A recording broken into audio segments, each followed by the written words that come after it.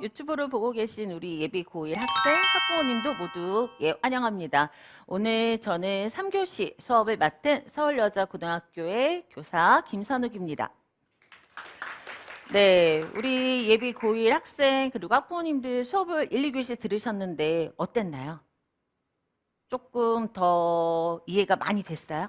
네, 또는 걱정하는 마음이나 두려워하는 마음은 어떨까요? 좀 있을 수 있죠. 근데 그런 마음이 있다면 여러분들이 매우 정상적인 고1이라는 겁니다. 왜냐하면 우리 모두 처음 겪는 일이잖아요. 그리고 사실 선생님들도 이렇게 전면적으로 시행되는 2022 개정교육과정과 그 다음에 2028 대입 준비는 처음입니다. 근데 이거를 우리가 지금부터 고민하면 더 잘 풀어나갈 수 있어요. 그래서 지금 이 시간을 같이 해주는 것만으로도 사실 문제 하나는 풀었다. 라고 생각할 수 있습니다. 그래서 우리가 오늘 3교시에는 달라지는 고등학교 평가 그리고 나의 학업 설계와 대입에 대해서 안내를 드리도록 하겠습니다. 네. 자, 우리 보시면 딱 눈에 보이는 것 중에 하나가 숫자가 많이 보입니다. 달라지는 고등학교 평가인데요. 지금까지는 내신이 9등급제였습니다. 네, 여러분들은 이제 내신 5등급제로 개편이 됩니다. 그러면 자, 내신 5등급제는 1등급은 10%, 2등급은 34%, 3등급은 66%예요. 그래서 9등급제일 때보다는 우리 학생들이 등급을 따는 것이 조금 수월할 수 있습니다. 조금 수월할 수 있습니다. 그러면 등급을 따는 게 왜 수월하다는 거지? 라는 의문이 생길 수 있어요. 왜? 우리 중학교 때는 성적표에 뭐만 나왔죠? A, B, C, D, E만 나왔죠. 맞아요. 성취도만 나왔습니다. 그런데 이제 고등학교는 1등급, 2등급이라고 하는 등급과 A부터 E까지 성취도가 같이 나오게 돼요. 그래서 이 모든 것들이 대학 입학 시에 반영이 된다라고 보실 수 있습니다. 그래도 9등급일 때보다는 조금 여유 있다고 말씀드리는 이유가 뭐냐면 우리 학생들이 1학년에 만약에 200명이에요. 그러면 자, 우리 생각해 보세요. 9등급일 때는 1등급이 8명밖에 안 됐어요. 그런데 우리가 지금 5등급제가 되면 10%이죠. 그러면 20등까지. 그리고 2등급은 68등까지가 되는 겁니다. 자, 학교가 지금은 아이들이 많지 않아요. 많지 않아요. 그래서 200명을 넘는 학교가 정말 많지 않거든요. 그래서 이렇게 내신이 조금 5등급이 되면 우리 학생들이 조금 더 편하게 자, 이 등급들을 좀 따려고 열심히 수업에 참여하고 노력할 수 있다. 조금 여유로워졌다라고 말할 수는 없지만 그래도 심리적인 부담은 좀 덜해지는 측면들이 있습니다.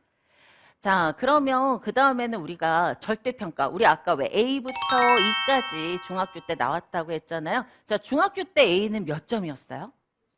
90점. 그쵸? 90점이면 A, 80점이면 B였어요. 근데 고등학교는 똑같이 성취도가 A부터 E까지 나오기는 하지만 점수가 다 달리 나올 수 있습니다. 너무 이상하죠? 과목마다, 학교마다 다 달리 나올 수 있어요. 이유가 뭐냐면, 그 과목의 평균과 난이도가 다르기 때문이에요. 그런데 우리 학생들의 성취도가, 자, 보세요. 중학교 때는 90점이면 A였잖아요. 그런데 고등학교는 시험이 좀 어려워요. 이제 여러분들이 처음 시험 보잖아요. 그러면 멘붕이 올 수도 있어요. 근데 이때를 이겨나가야 돼요. 왜?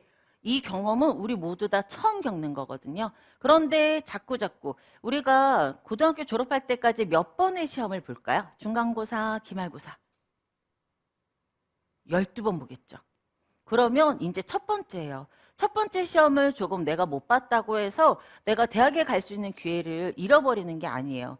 이 첫 번째 시험을 통해서 내가 앞으로 남은 그 시간 동안 어떻게 학업을 설계하고 공부해 나갈 건지 우리가 더 잘 설계할 수 있어요. 그래서 자, 우리가 이렇게 84점이면 A, 77점이면 B 이런 식으로 분할 점수라고 하는 것이 나가고요. 그 다음에 45점 미만이 되면 지금 성취율 40% 미만이 되면서 미수가 되죠. 자, 우리 아까 1교시에 배웠어요. 이렇게 미수가 되면 뭘 받아야 된다고 했죠? 최소 성취 수준 보장 지도라는 걸 받아야 된다고 했잖아요. 그래서 우리 이렇게 미리 예비 학교에 참여하는 학생들은 아마도 다 이 이상을 받게 될 거다. 사실은 성취도 막 A, B 이상은 충분히 받지 않을까라고 생각합니다. 그래서 이렇게 절대평가 성취도라고 하는 것도 중학교랑은 조금 다르다라고 이해하시면 좋을 것 같아요. 자, 그러면 우리 이번에는 과목별 성적 산출과 대학 제공 방식에 대해서도 알아봐야 합니다. 자, 우리 아까 내신 5등급은 상대평가라고 했죠. 그래서 1등급은 10%, 2등급은 34%라고 했어요. 우리 이 상대평가 5등급으로 성적이 산출되는 상대평가가 왜 병기되는 거였잖아요. 절대평가랑 보시면 1학년 때 배우는 공통과목. 그리고 2, 3학년 때 배우는 일반, 진로, 융합 선택 과목. 그 다음에 전문 교과라고 하는 것은 특목고에서 이루어지는 과목들인데 이 전문 교과도 모두 다 5등급입니다. 그럼 어쨌든 상대평가이기 때문에 우리가 1등급이 되어야겠다, 2등급이 되어야 되겠다라고 하는 부담이 좀 있을 수 있잖아요. 그런데 사회, 과학, 융합 선택 과목은 절대평가예요. 그래서 조금 더 부담이 좀 완화되는 거죠. 그래서 우리 아까 2교시에 배웠잖아요. 굉장히 많은 과목들이 있었어요. 근데 우리 학생들의 진로와 적성에 따라서 이런 과목들을 선택을 하면 됩니다. 그러면 나의 진로에 대한 어떤 역량도 키우는 것이지만 우리가 우리의 학업적인 역량도 키울 수 있다라고 보시면 되는 겁니다. 자, 그럼 이제 수능에 대한 얘기를 해볼까 봐요. 수능 문제를 한번 구경해 보신 적 있으세요? 벌써요? 엄청 여기 오는 학생들은 훌륭한 학생들인 것 같아요. 네, 수능 문제가 보시면 아마 어려울 겁니다. 예, 어려울 거예요. 그런데 이제는 또 개편도 돼요. 개편도 돼요. 그래서 달라지는 고등학교 평가 2028 수능 개편안은 지금 파란색 보시면 뭐가 제일 눈에 많이 띄는 거죠? 공통이죠. 왜냐하면 지금까지는 수능을 국어에서도 선택 과목이 있고 수학에서도 선택 과목이 있었어요. 그런데 이제 2028부터는 국어도 공통, 수학도 공통입니다. 본래 영어는 공통이었고 한국사 필수. 그리고 가장 큰 차이점은 뭐냐면 바로 탐구 과목입니다. 지금까지는 탐구 과목이 17개 과목에서 우리 학생들이 2개만 선택했어요. 그러니까 17개 과목이 있지만 2개만 공부하면 되는 거예요. 수능을 볼 때까지. 그런데 이제는 어떻게 되느냐? 1학년 때 배우는 통합사회와 통합과학으로 공통으로 되어 있습니다. 그러면 다 공부해야 된다는 뜻이 되는 거죠. 그래서 탐구에 대한 부담은 좀 늘어났다라고 이야기를 하고 있습니다. 근데 탐구에 대한 부담이 늘어났으니까 뭐가 변경이 됐냐면 문항수와 시험 시간도 변경이 됐어요. 자, 보시면 지금 1, 2, 3교시는 그냥 현행 유지이죠. 그런데 4교시 탐구를 보면 우리가 아까 사회와 과학을 공통으로 보면서 부담이 좀 생겼다고 했죠. 그런데 문항수도 늘어났어요. 시간도 늘어났습니다. 그래서 탐구 한 과목당 25문항 40분이에요. 대신에 제2외국어와 한문은 절대평가이거든요. 그러다 보니까 20문항 30분으로 줄어든 것을 볼 수 있습니다. 그럼 우리가 왜 이렇게 수능에 대한 것들을 미리 관심을 많이 가질까요? 왜 중요할까요? 그렇죠. 대학을 진학하는 데 있어서 수능은 굉장히 필수적인 요건이 됩니다. 그래서 우리가 뒤에 대입 전형에 대해서도 말을 할 거지만 일단 수능은 여러분들 정시에서는 수능 점수로 대부분 가요. 그런데 우리가 대입 전형 안에 보면 수시가 한 80% 되거든요. 근데 그 수시 안에서도 수능은 굉장히 많이 활용합니다. 뭐로 활용하냐면 수능 최저학력 기준이라고 하는 것으로 활용해요. 그래서 우리가 이 수능 최저학력 기준은 뒤에 대입 전형을 설명하면서 다시 한번 자세히 안내를 드리도록 하겠습니다. 자, 그러면 우리 수능은 9등급제가 유지되고요. 내신은 아까 뭐라고 그랬죠? 5등급. 그럼 왜 이렇게 차이가 날까요? 왜 이렇게 차이가 날까요? 그냥 똑같이 하면 더 좋을 것 같은데 왜 그럴까요? 변별력을 위해서. 맞아요. 일단 내신 5등급에 대한 설명을 드리면 아까 우리 학생들 200명 기준으로 이야기했잖아요. 학교마다 인원이 굉장히 차이가 많이 납니다. 400명이 넘는 학교도 있지만 선생님 아이는 150명밖에 안 되는 학교였어요. 그러면 내신 등급을 따기가 되게 어렵죠.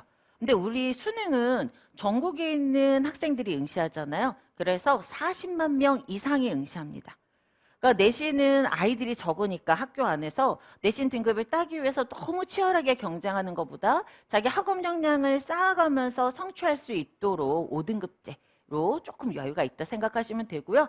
수능은 40만 명 이상이기 때문에 9등급으로 산출하더라도 등급 안에 들어가는 학생 수가 많이 있겠죠. 그래서 수능은 9등급제를 유지하고 내신은 5등급으로 개편되었다. 변경되었다라고 보시면 되겠습니다. 자, 그리고 나면 우리가 어떤 얘기를 할 수 있냐? 나의 학업 설계를 해볼 수 있어요. 자, 우리 내신과 수능에 대해서 알아봤죠. 그럼 이제 나의 학업 설계를 통해서 대입까지 가야 돼요. 사실 고등학교를 입학하면서 우리 학생들이 가장 큰 목표로 가지고 있는 것은 대입입니다. 그러면 지금 보여지는 거는 성적은 아닌데 이게 뭘까? 우리 중학교 때 학교 생활 기록부 있었잖아요. 어떤 항목들이 있었어요? 학교 생활 기록부에. 성적, 그쵸? 성적 A, B, C, D, E 있었죠. 출결도 있었고요. 그 다음에 맞아요. 세특도 있었고 동아리, 진로, 자율 다 있었습니다. 우리가 고등학교에서 대학을 갈 때도 학교생활기록부가 반영이 돼요. 그런데 어떤 항목이 주로 반영이 되냐면 창의적 체험활동. 우리 학생들이 창의적 체험활동하면 머릿속에 가장 많이 떠오르는 건 사실 동아리예요. 왜? 가장 인상 깊은 동아리 활동들을 많이 하기 때문이죠. 여기도 보시면 대학에서 2024학년도에 합격한 학생들의 사례를 보여주는 거예요. 근데 이런 사례는 대학마다 다 있어요. 대학마다 다 있어요. 근데 봤더니 교육을 하는 친구인 것 같아요. 교사가 되고 싶은 친구. 그래서 교육 동아리 활동이 있어요. 그 다음에 이 친구는 신문부를 들어가서 다양한 주제 탐구를 했어요. 이런 동아리 활동이 반영이 돼요. 그런데 이제 우리 학생들 같은 경우는 이제 입학한 학생들은 봉사 활동은 따로 창의적 체험 활동 안에 구분되지 않아요. 변경이 되었다. 라고 보실 수가 있어요. 그 다음에 교과 세특은 보시면 뭐가 제일 많아요? 수행평가, 수행평가, 수행평가가 많죠. 우리 중학교 때도 수행평가 많이 했나요? 네, 고등학교도 마찬가지입니다. 그리고 대입에는 이 수행평가가 다 반영이 돼요. 어떻게 반영이 될까요? 수행평가의 과정, 그 다음에 성취, 그 다음에 학생들의 특기를 다 교과 세특에 기록을 해요. 그러면 이 교과 세특이 대학에서 다 볼 수 있는 거거든요. 가장 중요하게 평가하는 부분이다라고 보실 수 있어요. 그러면 그 다음에 뭐가 있냐면 교육과정이에요. 아까 우리 2교시에 여러분들 뭐 할 거라고 그랬죠? 1학년 1학기에 선택 과목 할 거라고 했어요. 이런 게 우리가 교육과정이에요. 그래서 우리가 학교 안에 있는 과목을 이수하기도 하지만 우리 학교에 없으면 학교 밖에서 이수할 수 있다. 그래서 공동교육과정을 이수하는 내용도 생활기록부에 반영이 됩니다. 그리고 모두 반영이 되냐? 학교 자율 프로그램이라고 하는 것도 반영이 돼요. 학교 자율 프로그램은 학교마다 명칭이 다 달라요. 그런데 요즘에는 학교 이름을 드러내는 프로그램을 쓸 수 없어요. 왜냐하면 대학에 갈 때 그 부분들이 다 지워지기 때문이에요. 하지만 기본적으로 학교 자율 프로그램 안에는 뭐 인문학 아카데미 또는 과학 캠프 막 이런 것들이 다양하게 있어요. 그럼 이거는 우리가 언제 할 수 있을까요? 학생들이 오리엔테이션을 하거나 1학년에 입학하면 학교에서 안내 책자를 줄 거예요. 그리고 또는 여러 가지 웹을 통해서 신청을 받습니다. 뭐 선착순으로 받기도 하고 아니면 신청한 학생들 모두 다 그걸 들어주기도 해요. 그렇기 때문에 어떻게 하고 있어야 돼요? 늘 학교에서 오는 알림에 대해서는 관심을 기울여줘야 돼요. 특히 선착순은 어때요? 빠르게 해야 되겠죠. 오픈되자마자. 근데 우리 학생들은 잘할 것 같아요. 왜? 여러 가지 티켓팅을 해봤기 때문에 충분히 잘할 수 있다. 그래서 그런 학교 프로그램들에도 관심을 가져주시면 이것들이 다 생활기록부에 반영되면서 대학에 대입에 반영되는 것이다. 라고 기억해 주시면 돼요. 자, 그러면 우리가 또 하나 변경사항이 있습니다. 어떤 변경사항이 있냐면 교육부에서 1월에 안내를 한 건데요. 고교학점제와 내신 5등급제가 전면 도입되면서 내실 있는 학생부 위주 전형. 그래서 두 가지가 포인트예요. 하나는 과목별 평가정보입니다. 아까 뭐라 그랬어요, 우리? 수행평가하는 과정, 그 다음에 성취도, 내용 다 들어간다고 그랬죠? 이게 중요하다는 뜻이에요. 그 다음에 두 번째는 교과 운영 특이사항이에요. 우리 앞에서 교육과정이 반영된다고 했잖아요. 그래서 공동교육과정, 온라인 학교, 거점 학교가 다 기록이 돼요. 그런데 더 중요한 건 뭐냐? 1교시에 우리 출석률이 미달되면 어떻게 했어요? 출석률 미달로 인한 추가 학습 미수는 기록이 된다 그랬죠. 미수도 기록이 됩니다. 그러면 대학에서는 어때요? 좋게 평가하기가 어려워요. 그래서 우리 학생들이 학교 생활에 충실하게 임해야 된다라고 이야기하고 있는 겁니다.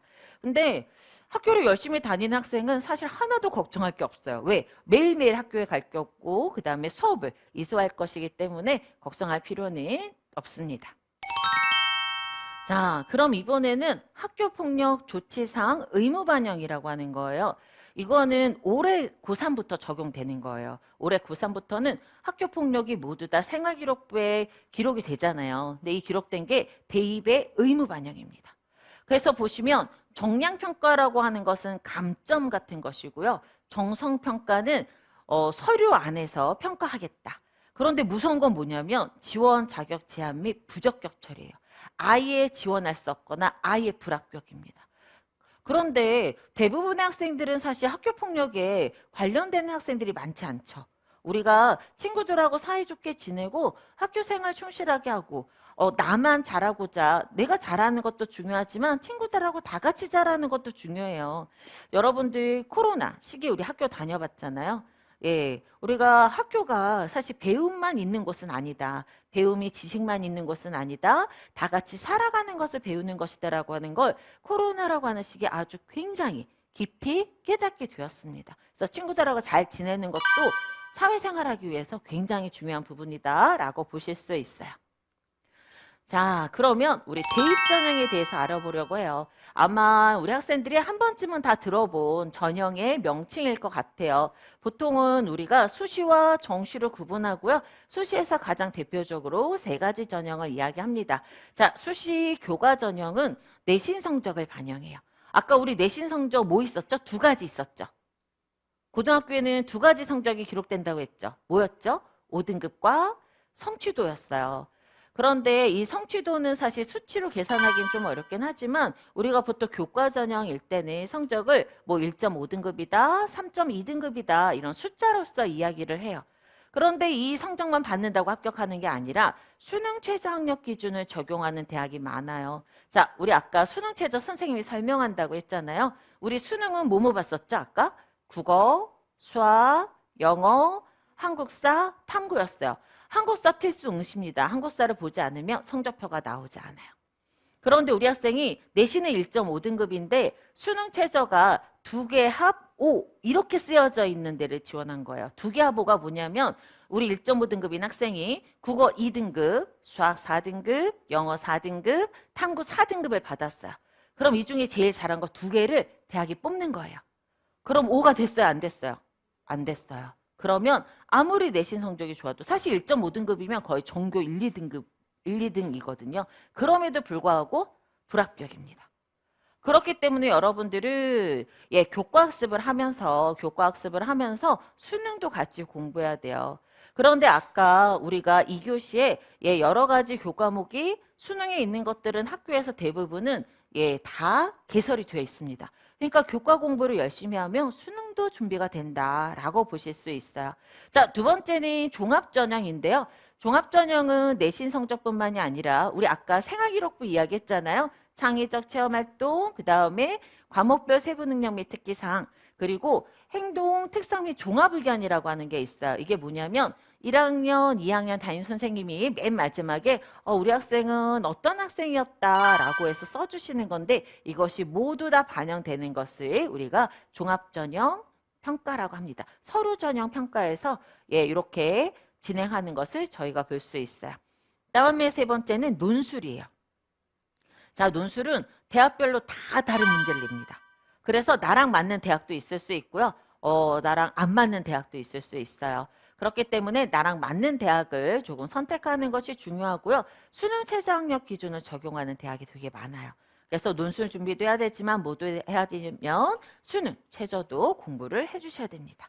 자, 그러면 우리 학생들이 이제 제일 사실 일반적으로 잘 알고 있는 건 수능으로 대학을 가는 방법일 것 같은데 대부분 이 정시의 수능 위주 전형은 수능 100%로 진행이 됩니다. 그런데 대학마다 계산하는 방식은 달라요. 대학마다 계산하는 방식은 달려서 나중에 이런 프로그램을 통해서 계산식을 뽑아봐야 돼요. 근데 그건 여러분들이 계산하지 않아도 학교에 있는 프로그램으로 모두 다 산출이 됩니다. 산출이 됩니다. 그런데 최근에는 어떤 흐름이냐면 대학에서 정시 수능 위주의 생활기록부를 반영하려고 해요. 근데 생활기록부를 어떻게 반영하냐면 정성적, 정량적으로 반영하려고 합니다. 정성적은 뭐냐면 우리 종합전형의 생활기록부 전체를 반영한다고 했잖아요. 그렇게 보시면 돼요. 가장 대표적인 학교가 있습니다. 그리고 정량적이라고 하는 것은 산출식을 뽑아내거나 또는 감점하는 거예요. 그래서 이제 3학년 2학기까지 우리 학생들이 충실하게 공부를 해야 되는 거죠. 근데 지금 여러분들은 3학년 2학기까지 정말 공부도 열심히 하고 출결도 열심히 챙겨야만 합니다. 왜? 192학점을 이수하기 위해서죠. 근데 대학이 그걸 반영하겠다는 뜻입니다. 그러니까 학교 생활을 열심히 하는 친구들은 걱정할 필요가 없다라고 보시면 되겠죠. 자, 그러면 더 궁금한 전형 있을까요? 뭐 실기 이런 것 관심 있는 친구들도 있을 수 있어요. 이런 실기 실적 위주 전형은 대학별로 좀 방법이 다르기 때문에 내가 가고 싶은 대학의 요강을 살펴보시면 됩니다. 자, 그러면 오늘 우리가 나의 학업 설계와 대입까지 이야기를 해보았어요. 자, 여러분들 이번 시간 하면서 좀 많이 기억에 남는 것들이 무엇일지 생각해 봐야 될 것 같은데 2022 개정 교육과정, 그 다음에 2028 수능 개편 이런 것들이 사실 굉장히 많이 변한 것처럼 느껴지죠. 근데 선생님이 학교 다닐 때랑 지금이랑 사실 변한 건 없습니다. 사실 변한 건 없어요. 왜냐하면 기본적인 학습에 충실하면 모든 것들이 해결될 수 있어요. 우리 학교에서 가장 많은 시간을 보내는 곳이 어딜까요? 교실이에요. 아까 왜 7교시까지 6교시까지 있었잖아요. 그럼 내가 교실에 수업을 열심히 참여해요. 그럼 출석률이 해결이 됐죠. 그 다음에 내신 성적도 나올 수 있겠죠. 그리고 학교 수업이 열심히 하니까 어떻게 돼요? 교과책들도 잘 쓰여지겠죠. 그리고 교과학습을 기반으로 한 수능까지 해결이 됩니다. 즉 기본에 충실하면 된다라고 볼 수 있어요. 그리고 또 하나는 뭐가 필요하냐면 아까 우리 과목을 선택해야 된다고 그랬죠. 그 다음에 학교에 들어가면 학교 자율 프로그램 안내가 있어서 제가 열심히 신청해야 된다고 했어요. 그러면 이건 다 누가 하는 거죠? 내가. 그러면 뭐가 필요해요? 자기주도성. 내가 스스로 움직이는 것들이 필요합니다. 그래서 2022 개정 교육과정은 사실 우리 학생들이 자기주도적으로 자신의 학업을 설계하고 이수할 수 있도록 목표로 하고 있습니다. 그래야지 건강한 사회인이 될 수 있다라고 선생님은 생각해요. 그래서 우리 학생들이 1교시부터 3교시까지 들은 이런 내용들이 아마도 고등학교 입학하면서 기본적으로 학교에서 안내하는 내용들에 대한 이해도가 굉장히 높아졌을 거라고 생각이 듭니다. 자, 우리 학교 생활 이제 열심히 할 수 있을까요?